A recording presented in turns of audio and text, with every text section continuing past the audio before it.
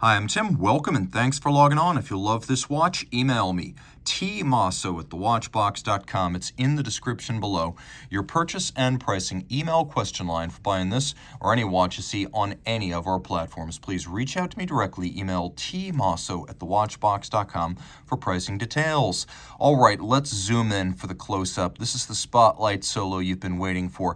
In 2014, Girard-Perregaux launched its mighty Tri-Axial Tourbillon, and for 2015, it launched it in white gold. This watch, white gold, is a 5-piece limited edition, and it is a massive machine. 48 millimeters in diameter. There are two ways to measure the thickness. Without the bubble for the tourbillon, it is 18.1 millimeters thick. With the bubble, it is 20.6 millimeters thick. Zoom out a little bit, lug to lug, total span across the wrist. This one's got the wingspan of a condor. 58.6 millimeters, and it has a massive 22 millimeter spacing between the lugs that looks almost compact on a watch of this size. So, a broad timepiece that has a purposefully huge movement. It doesn't really fit on my wrist. As you can see, you probably need an 18 centimeter circumference wrist to wear this proportionally. You can see just how thick it is in profile, and from over the top, it's quite clear that the lugs overhang the edge of my wrist, and that's confirmed with the down the barrel shot where you can see both sides. It does feel hefty, though. That is a lot of white gold. Now, this strap is for demonstration purposes only. It will have a brand new Girard-Perregaux factory strap by the time it reaches you, but the buckle is for keeps. Taking a quick look, you can see it is a double folding white gold clasp. There's a combination of satin and polish. Internally, you can see little ceramic spring-loaded pin snaps to maintain the snappy tolerances over time, and there is a twin trigger release system, so you have to press both triggers before it releases. The buckle is both polished and satinated. And then rolling back to the case, you can see that the buckle actually echoes the arc of the lugs. The lugs have been built separately from the case and then manually inserted into slots welded on with all evidence of the gathered material from the weld immaculately removed to create that super sharp crease between case and lug. That's difficult to mass produce, but when you're only making 5 watches, it's economical, beautiful, and expected. You can also see that the profile of the lug from the bottom is a little bit more complex than at first glance. It's got a bit of a concave to it. The lug hoods are polished. The case band is satinated.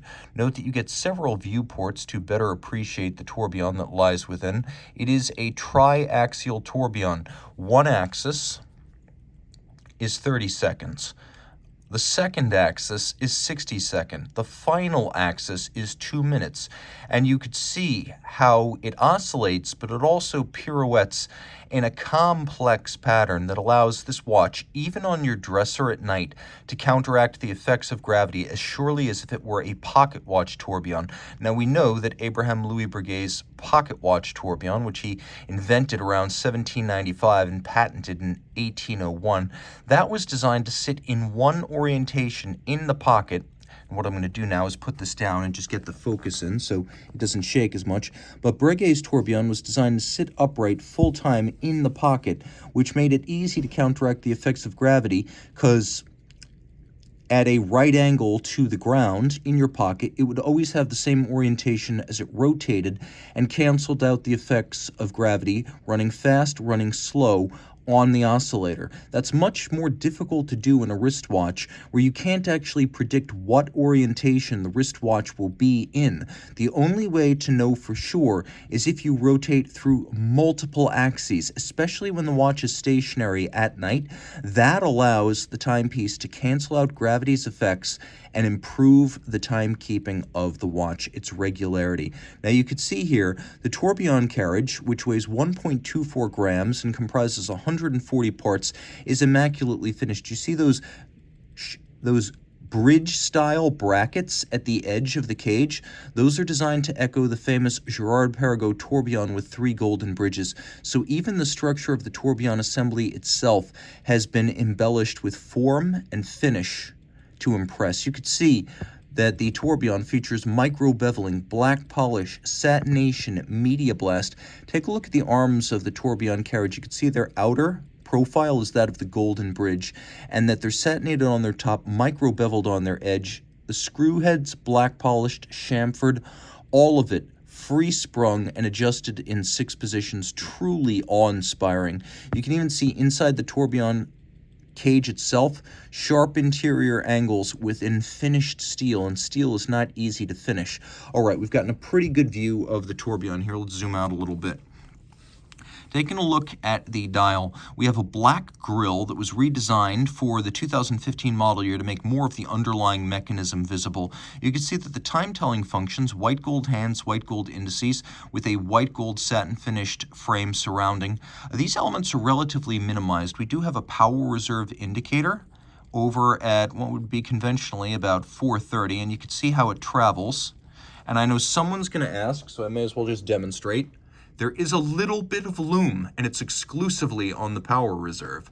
Now, taking a quick look at the bubble, you can see it allows total visual access to the tourbillon from several angles, and then some of the underlying finish, including satination and perlage, is visible. But when we flip it over, you can see that quite a bit of the design vernacular from the golden bridges has been added to the triaxial. You can see this one is serial number 1. And as part of a 5-piece set, you can see that is identical on both case and movement. Now, that little plate is rose gold beveled on its side, satinated on its top. The same is true of these bridges here again. Just like the Golden Bridge tourbillon, those are solid gold bridges and solid gold train wheels. The watch with a manual wind 60-hour power reserve has impressive autonomy, and that energy gets transmitted through wheels, which you can see are internally beveled, their circumference as well as their spokes. You can see that creates multiple sharp interior angles where those bevels meet, and all of that rendered within the tight confines of wheels. The finish you'll find here is as good as any Greubel Forsey. You can also see that the beveling on the bridges is world-class, hand-laid, and a mile wide. In particular, these little concave wells at the ends are gorgeous. You can also see that the underside of the tourbillon features a rose gold chaton, a different look. We normally see chaton in yellow gold. And then there is a black polished steel cap that holds the pivot jewel, which has sharp outward angles where its beveled edges meet. You can also see that this little structure underpinning the tourbillon is beautifully and broadly beveled, satinated on its top. And then we have media blast across the blackened bridges of the 34 jewel GP manufactured caliber 9300. It has a loud and vocal voice. When you hold it up to the ear, the heartbeat is unconventional but also quite distinct. You can hear it in a quiet room at night. This is a deeply impressive watch. This makes you ask, Greubel Forsey who? It's that good. And because it's Girard-Perregaux, it's made by a company that is once again independent and no longer group owned. Plus, GP is one of those under-the-radar brands, so whatever you would pay for a Greubel Forsey double tourbillon 30 degree, this is going to be less money and arguably more impressive. Reach out to Team Mosso at thewatchbox.com for purchase and pricing details.